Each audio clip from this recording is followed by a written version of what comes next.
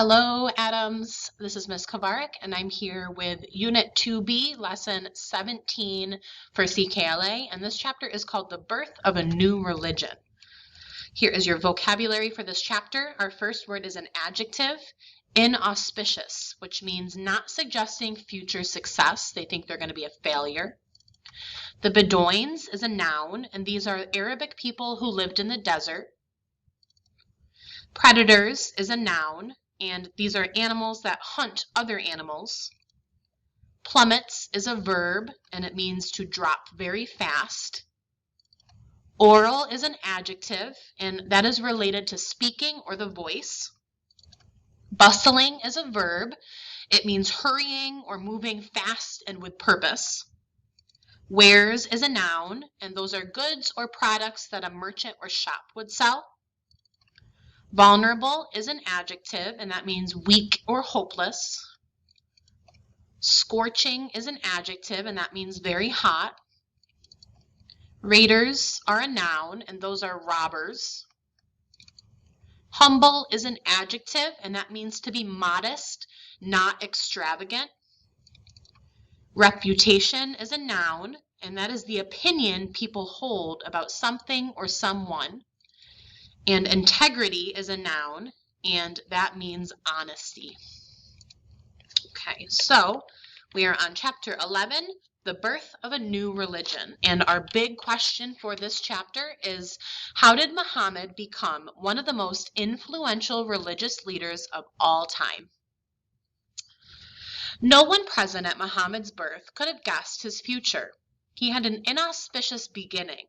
Although he belonged to the tribe that ruled the town of Mecca and looked after its shrine, Muhammad's father died before he was born.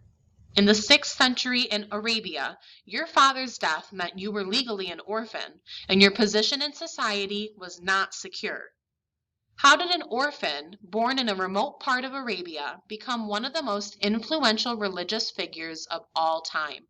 How did a boy in the desert grow to found a new religion and a mighty empire? While still a baby, Muhammad was sent by his mother to be nursed and raised, as was traditional for infants in Mecca. In the desert among the Bedouins, removing a child from its mother may seem cruel, but at the time it was actually a way of keeping babies safe. Illness was more common in crowded towns, and if babies became ill there was no modern medicine to cure them. The desert was healthier. Life for the Bedouins was difficult and dangerous. Finding enough water in the desert to survive was a constant struggle, and there were barely enough crops and cattle to feed everyone. From a very young age, Muhammad worked for his foster family. As a boy, he would have tended to the camels, taking them to the well to drink and watching out for hyenas and other predators. At night, in the desert, the sky is very clear and the temperature plummets. In the freezing air under the stars, the men of the tribe would recite long oral poems, stories of battles won, of grand adventures, of loves gained and loves lost. Hours-long poems were recited by heart. The Bedouins valued honor, bravery, and survival in the face of hardship. Their tales were full of those values, and Muhammad would have absorbed them.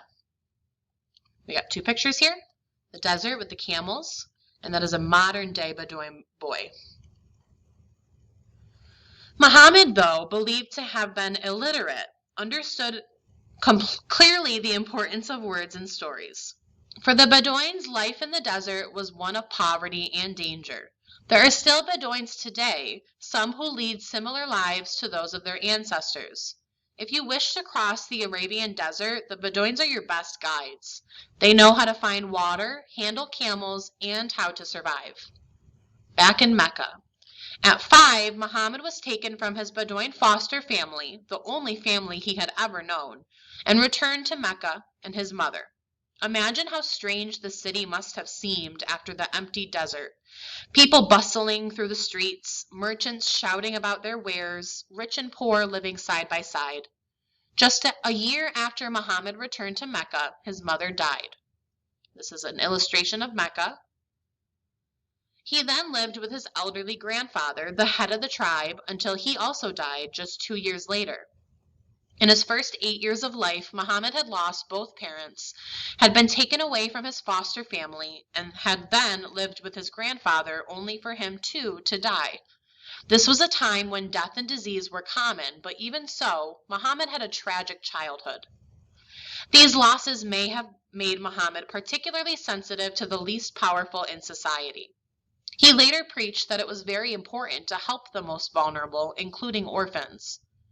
Fortunately, Muhammad's uncle Abu Talib is the new head of the tribe, and he took him in. From the age of 8, Muhammad worked looking after the camels, traveling along Mecca's trade routes.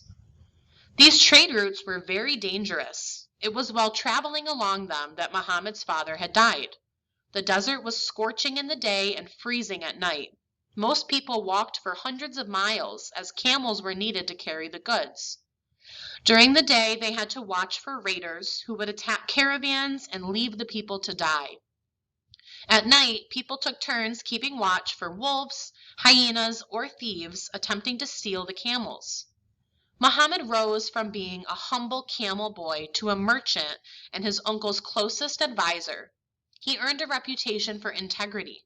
As a young man, Muhammad caught the eye of a wealthy widow and successful merchant named Khadijah, who asked Muhammad to marry her. Muhammad agreed, and they are said to have had a very happy and successful marriage, resulting in several children. The Revelations. All right, we're going to stop there, actually. We'll finish reading that chapter tomorrow. Here are your questions for today. Number one, sorry, wanted to make sure that we had no more reading. What is not true about Muhammad's life, according, so it tells you where to go, the second paragraph on page 112. Number 2, true or false, most infants in Mecca stayed with their mother. Number 3, Muhammad's mother sent him away when he was a baby because he was less likely to blank in the desert. Number 4, what work did Muhammad do for his Bedouin foster family? Number 5, the Bedouins lived a dangerous life, true or false? Number 6, the Bedouins wrote short poems about their life. Number 7, life in Mecca was no different than life in the desert. Number 8, what hardships did Muhammad face after returning to Mecca? Number 9, which is not a danger of Muhammad's job? And number 10 is using this quote, and it asks, what can we infer from these sentences about Muhammad's behavior while working for his uncle? So infer means you're going to take what you can learn in this paragraph and you're going to make an assumption. So use the information from this. Which one of these is most likely true? All right, we will finish up this chapter next time, and I hope you all have a great day. Bye, Adams.